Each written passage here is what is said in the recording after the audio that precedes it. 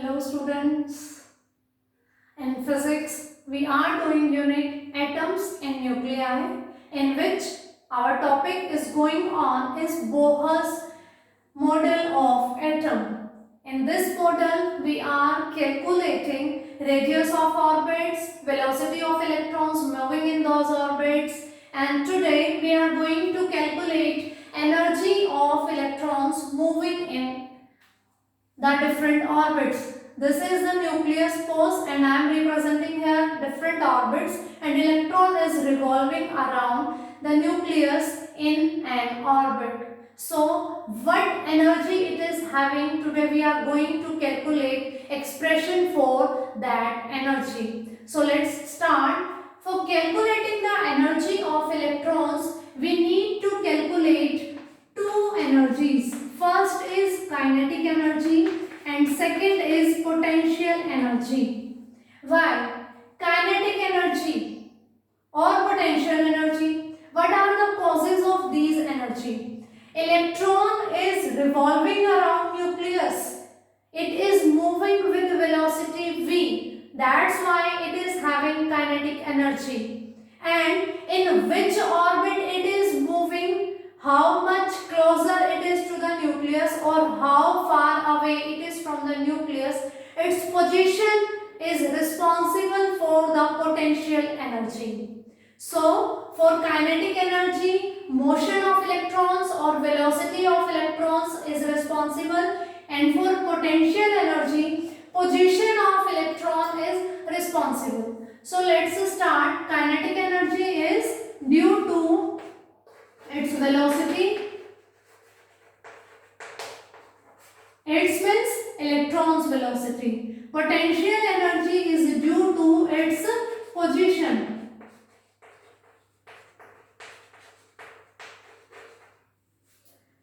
So let's start to calculate kinetic energy first.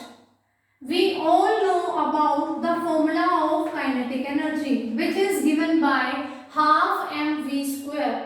To calculate this, again we are going to use Bohr's postulate. For other expressions also we have used the Bohr's postulate. Similarly, for this also we are going to use that. I am writing the postulate. From last classes, it's very clear. The postulate is telling the centripetal force is balanced by the electrostatic force of interaction between nucleus and electrons. So from here I can see that R and R square. So I left with only R. So mv square I get kze square upon R. I get the value of mv square is this. But for calculating the value of kinetic energy, I need half mv square. So what I am going to do, I am multiplying by half this equation on both the sides. So I get half mv square is equals to half kze square upon R. And this half mv square is the kinetic energy.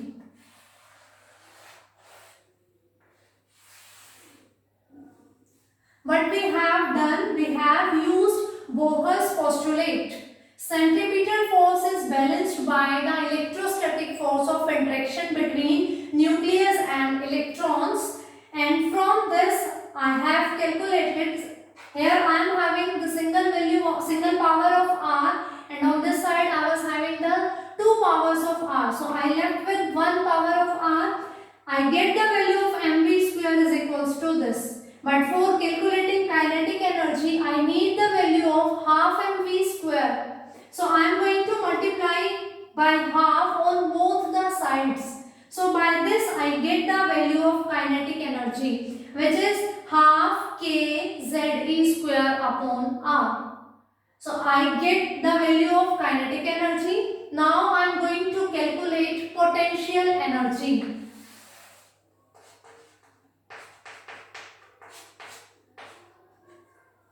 In first unit electrostatics, There are the details of these topics: Coulomb's law, potential energy. In electrostatics, there are so many topics which we are using in these topics. So for potential energy, we have formula potential into charge. If we want to calculate potential energy at a particular place, then we must to know about the potential at their positions and the charge of the charged particle. Now, what is potential? In electrostatics, it is in detail. Now, I am telling you this thing in the brief only. Potential is the minimum amount of work done in bringing a unit positive charge from infinity to a particular point. I am repeating, potential is the amount of work done in bringing a unit positive charge from infinity to a particular point. That is the potential. And in electrostatics, you come to know about its formula. Potential is given by, suppose at a particular point I have a charged particle. So due to that charged particle, I have a potential there. So that potential is given by K Q upon R, where K is the same, Coulomb's constant. K was given by 1 by 4 pi epsilon naught. Q is charge of the present charged particle, and R is the distance. Of which distance? Suppose I am having a charged particle here and I want to bring one more charged particle from infinity to there. So suppose I want to bring that another charge and I am placing that charge here. So distance between these two charges is R. So K is the constant, Q is the charge of already present particle, R is the distance between the observation point where we are bringing second charge and the source charge from where the potential we are getting. Potential is the amount of work done in bringing a unit positive charge from infinity to a particular point. If we are bringing a single charge and if we do not have anything on our space where we are going to do work, then it is very easy to bring the charge. But if I have already a charge there and I want to bring one more charge, then we need to do work hard. Because if the present charge is positive and I am bringing one more positive charge, they will repel each other when they are coming closer to each other. So we need to do work on that. These all things in detail we will do in the electrostatics. For this topic, this is sufficient. So for potential energy, I need potential into charge. Potential of nucleus, because electron is coming and that is revolving in the orbits. Nucleus is present there. So the charge of nucleus is given by Z into E. This thing also we are doing from last so many days. Charge of nucleus is charge of all particles present in the nucleus. Protons are present there, they have charge E, and Z is the number of protons, so total charge is Z into E. So now calculating potential energy, it is potential into charge. Potential we get KZE upon R into charge. Charge of the second particle, which is electron, and charge on electron is minus E. I am calculating potential energy. For this I have formula potential into charge. So potential is given by this expression and charge of electron is minus E. So I get the potential energy is equals to minus K Z E square upon R. So now I am having both the expressions for kinetic energy and for potential energy. I am writing them at a side. Kinetic energy is equals to half K Z E square upon R, and potential energy is minus K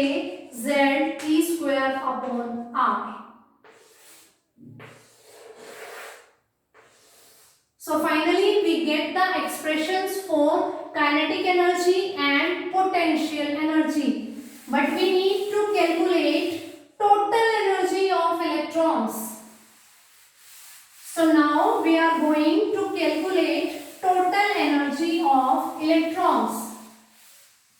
For this, we need to add these two, kinetic energy as well as potential energy. Students, if you are able to see the board, you have one more expression. R is equals to m square h square upon 4 pi square m kz e square. And if you have read out the topic radius of the stationary orbit, then you know about it very well. This is the radius of orbits. So, I get the expression kinetic energy and potential energy. Now I am calculating total energy. And total energy is given by the sum of kinetic energy and potential energy. So putting their values, half kz e square upon r plus minus kz e square upon r. Kinetic energy and potential energy. Now it is clearly visible that kz e square upon r. This term is common in both the terms of the given expression. So I am taking common kz e square upon r. So in the bracket I left with half and from here I left with 1 and the negative sign is there. Half minus 1, that means minus half, so I get minus half kz e square upon r. This is the total energy of the electrons, which we get from the sum of kinetic energy and potential energy. Now in this expression, I have the value of r. Now again, using the same expressions which we have calculated for the radius, we get total energy is equals to minus half kz e square upon r. Now using this value of r here, and we get total energy is equals to minus half kz e square into 1 upon r is there. So 4 pi square m kz e square upon n square h square. Sorry for this line, students.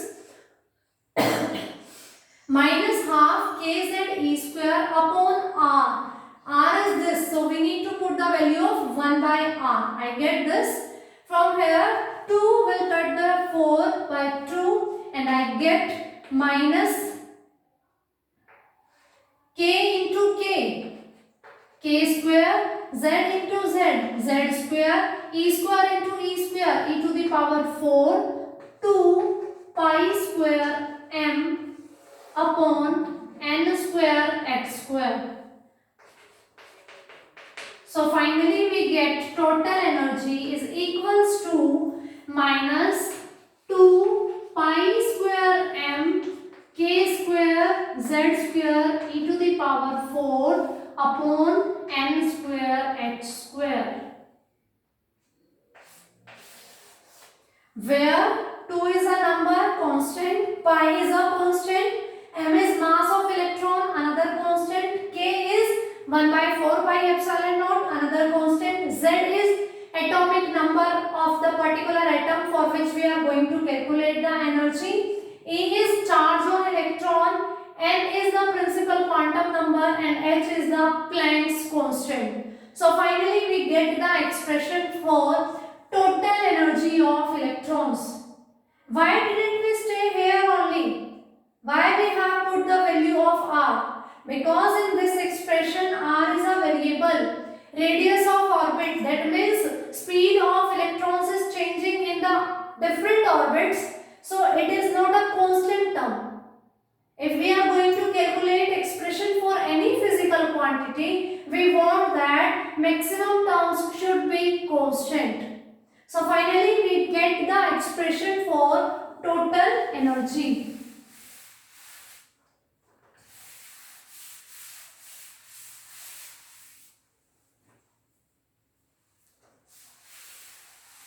Now, you know the expression of kinetic energy, potential energy, radius of orbit and total energy. So here we are with total energy, and from it is very clear, students, it is directly proportional to z square, that means atomic numbers square, and it is inversely proportional to n square, that is principal quantum numbers square. In the R, we come to know about that R was directly proportional to n square.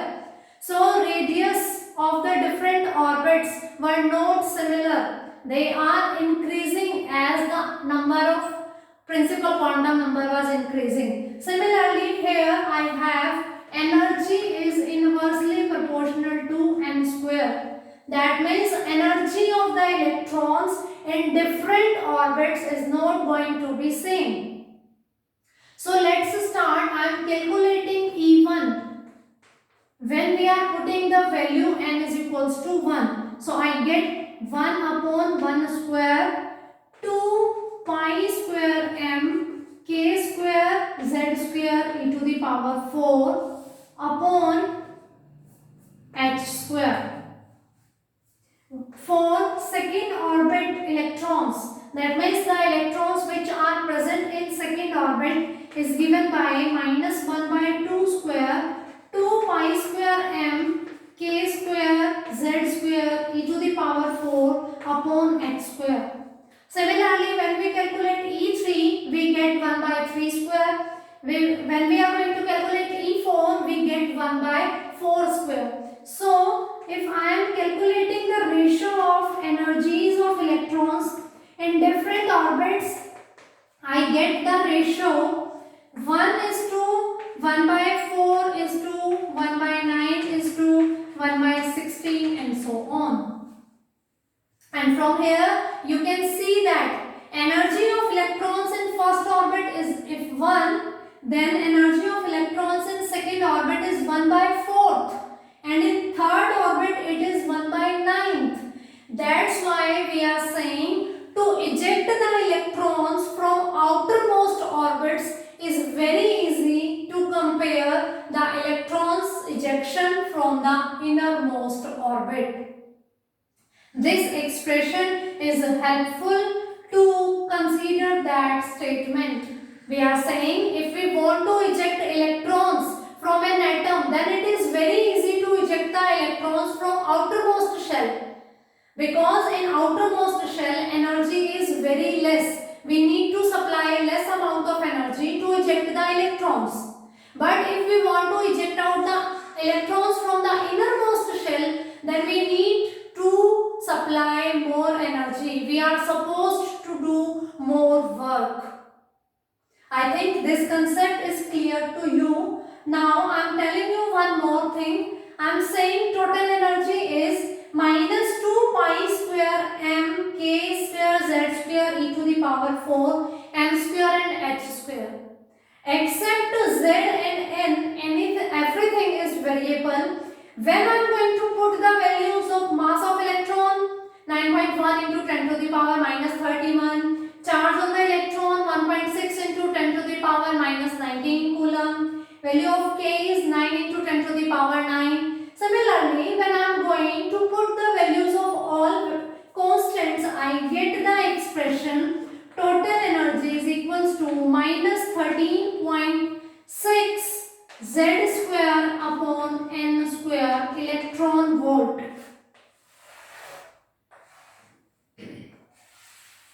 Students, every time you need to do work on units also. You have to know about the units of various constants. I have calculated this energy in electron volt. We can calculate the energy in joule also. You need to memorize these things. What are the relation between various units of energy? So I have calculated this total energy except z and n. I have put all the values of all constants and I get this total energy is minus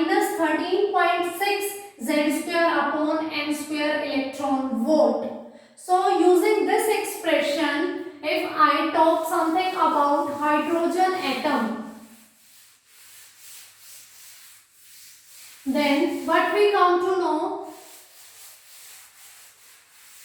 we get the expression total energy is equals to minus 13.6 Z square upon N square. And you know very well, for hydrogen atom value of Z is 1.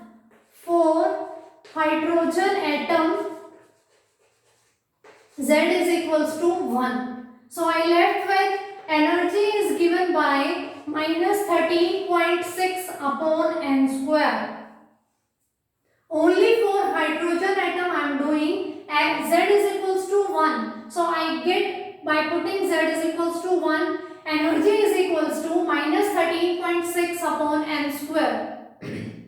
So if I want to calculate energy of innermost orbit, I am going to put value of N is equals to 1 and I get this equals to this much.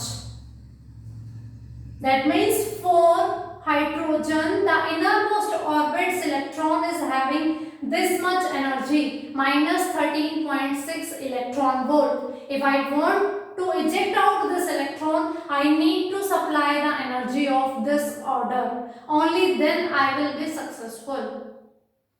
So for today it is sufficient. I have calculated the energy of electrons, general expression for total energy, relation of the various energy of different orbits. I have calculated the energy of innermost orbit of the hydrogen atom. Daily we are taking the example of hydrogen atom because it is the simplest example. For hydrogen atom Z is 1 and it is having 1 electron only.